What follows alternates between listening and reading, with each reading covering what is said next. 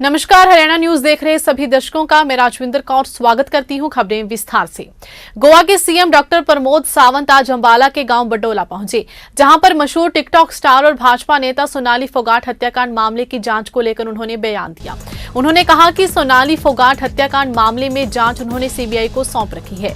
उसकी जांच अब सीबीआई कर रही है। आपको बता दें कि सोनाली फोगाट की हत्या गोवा में हुई है, जिसके बाद इस मामले की जांच गोवा पुलिस द्वारा की जा रही है। गोवा पुलिस की टीम ने हरियाणा में आकर भी सोनाली फोगाट हत्याकांड मामले की गहनता से जांच की। इस मामले में गोवा पुलिस द्वारा एक कॉन्फिडेंशियल रिपोर्ट हरियाणा सरकार को सौंपी गई है, लेकिन सोनाली फोगाट के परिजन लगातार सोनाली फोगाट मामले की जांच सीबीआई से करवाने की मांग कर रहे थे, जिसके बाद गोवा सरकार ने यह जांच सीबीआई को सौंप दी। फिलहाल इस मामले की जांच सीबीआई द्वारा की जा रही है। वहीं गोवा में बढ़ रहे नशे को लेकर सीएम ने कहा कि नशे के खिलाफ तो वो लंबी लड़ाई लड़ रहे हैं।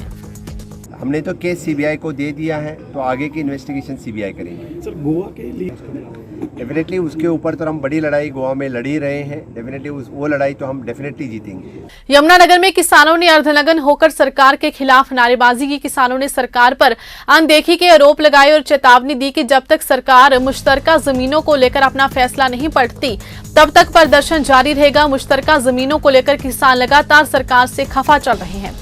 इसी कड़ी में आज प्रदेश भर में किसानों ने अर्धनग्न होकर प्रदर्शन किया और सरकार के खिलाफ जमकर नारेबाजी की।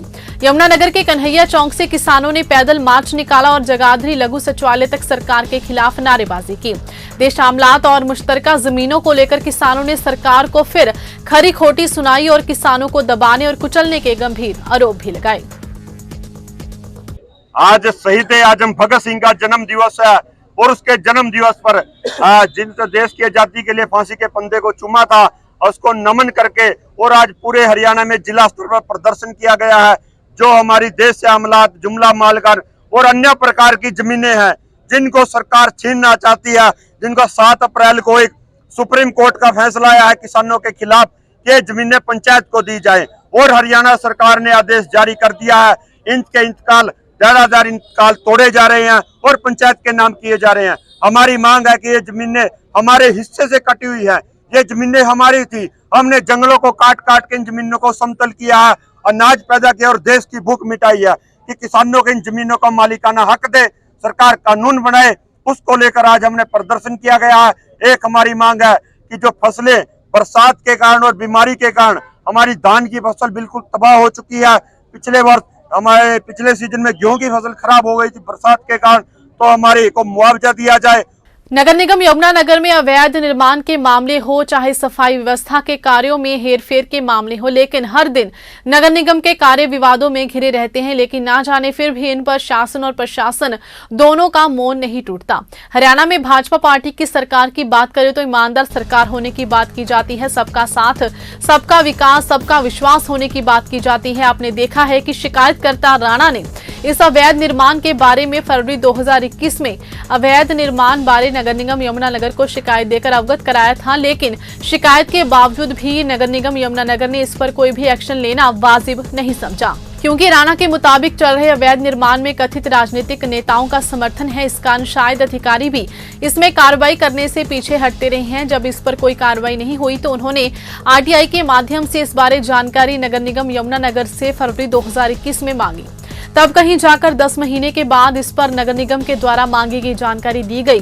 दिसंबर 2021 में 10 महीनों के बाद अवैध निर्माण करने वालों के खिलाफ नगर निगम ने ये मानते हुए उनको एक नोटिस जारी किया।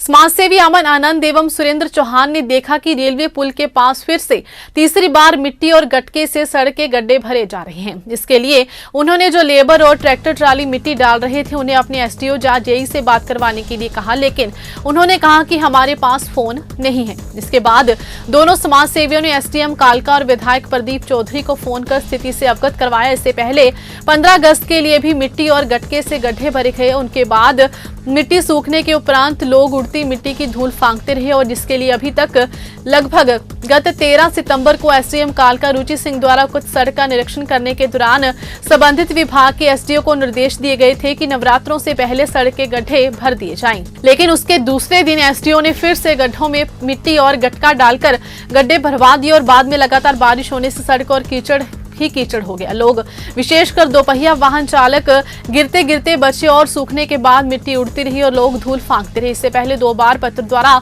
उक्त सड़क के बारे एसडीएम कालका और एसडीओ लोक निर्माण विभाग को इन गड्ढों को भरने के लिए आवाम के जिलाध्यक्ष सुरेंद्र चौहान द्वारा निवेदन किया जा चुका है, जिस पर अभी तक कोई कार्रवाई नहीं हुई।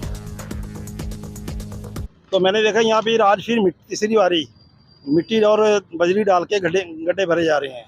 तो मैंने उसको जो ट्राली वाला था जो उनका जेई ने भेजा था उसको मैंने बोला भी भाई साहब ये काम गलत हो रहा, अपने एसडीओ जेई से मेरी बात कराओ। कह रहे मेरे पास नंबर नहीं है, मैं बात नहीं करा सकता। अभी आप या तो पीडब्ल्यू ऑफिस चले जाओ, वहाँ जाके बैठे हुए रेस्ट हाउस में।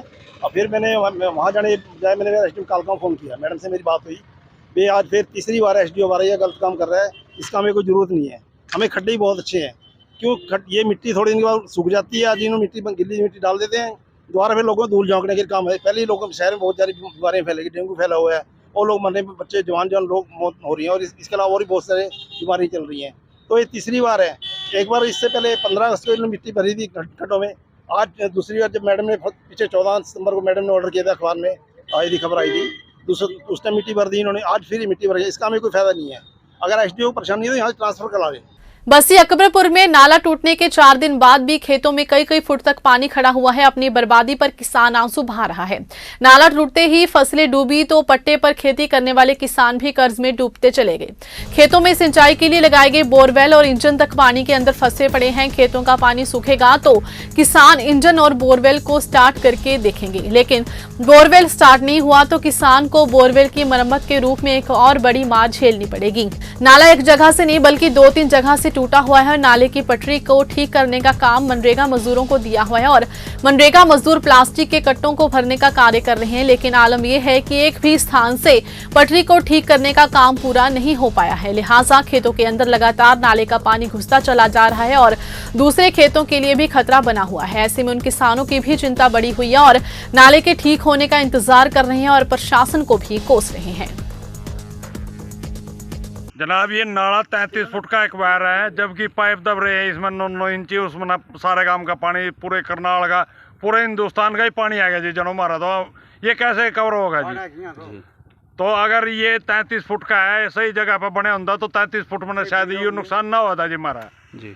सरकार भी लापरवाही कर रही है इस मामले में। हमारी विनती है भाई सरकार खड़ी होकर इस काम ने साफ सुथरा कर दे, हमने ये आगे दिक्कत ना आवे। कच्चा नाला भी कच्चा नाला है जी, अगर पक्का तो हो जाए सोने बस आगे, नहीं तो इसने एक्यूरेट जगह ना 33 फुट का खोल दो पूरा, कम से कम नौबत तो नहीं आएगी। फिलहाल हरियाणा न्यूज में बस इतना ही। मुझे दीजिए इजाजत, धन्यवाद।